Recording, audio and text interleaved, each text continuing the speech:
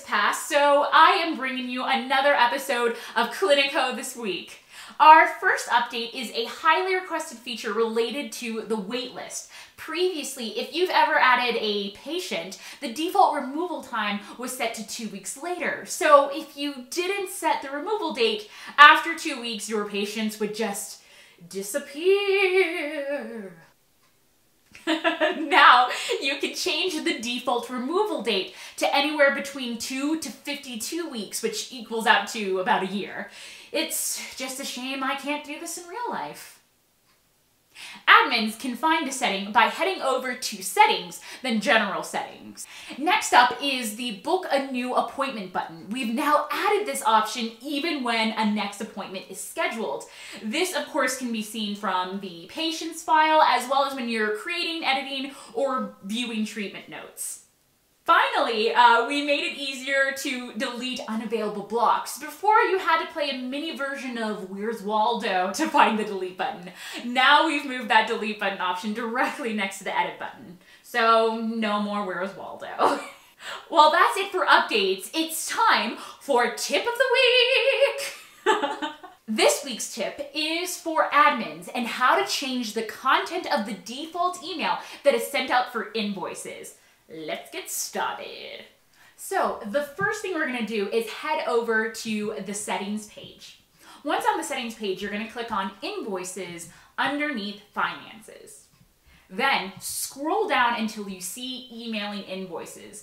You'll notice that you have the opportunity to update the email for a paid invoice to a patient, an outstanding invoice to a patient, as well as paid and outstanding invoices emailed to a third party. We're going to go ahead and update the paid invoices for a patient. So let's go ahead and write our message. Special delivery for, and here's where it gets really fun. So you'll notice a few drop downs here. We have patient, we have invoice, and we also have business. And so we can use these placeholders in our email so we can automatically include the relevant information. So special delivery for title, first name. Hello, my friend.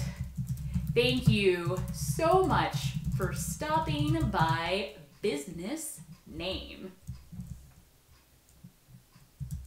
Your appointment on, and we can actually input everything from their appointment time, their appointment date. So we're going to insert the most recent appointment date. We miss you already. Your most recent invoice. Let's do reference number.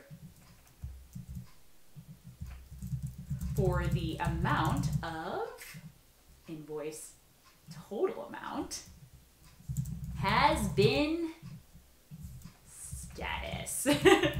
You're a star amongst a galaxy. Can't wait to see you next time. From the weird curly-haired girl, business name. So what's really great is we can now view a sample email. In that sample email, you can see where the placeholders have now been replaced. Again, this is just a sample one, but again, it inserts all the information we need. So special delivery for King Pika. Hello, my friend. Thank you so much for stopping by Moon Podiatry. Your appointment on Friday, September 8th was awesome. We could add that. We missed you already. Your most recent invoice for the amount of $50 has been paid. You're a star amongst the galaxy. Can't wait to see you next time. From the weird curly-haired girl, Moon Podiatry. So again, it's a really easy way to sort of customize your invoices without having to do all of the legwork of, you know, looking up all of their invoice information. And you can kind of make it special. And again, you can change the email based off of the status. So if you wanted a paid invoice where you're very happy, or if they owe you money, you can kind of change the tone. But this is where you'll want to do it.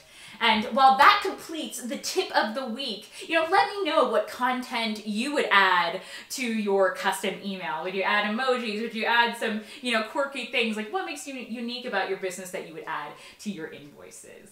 This concludes this episode of Cliniko This Week, but just like Terminator, I'll be back.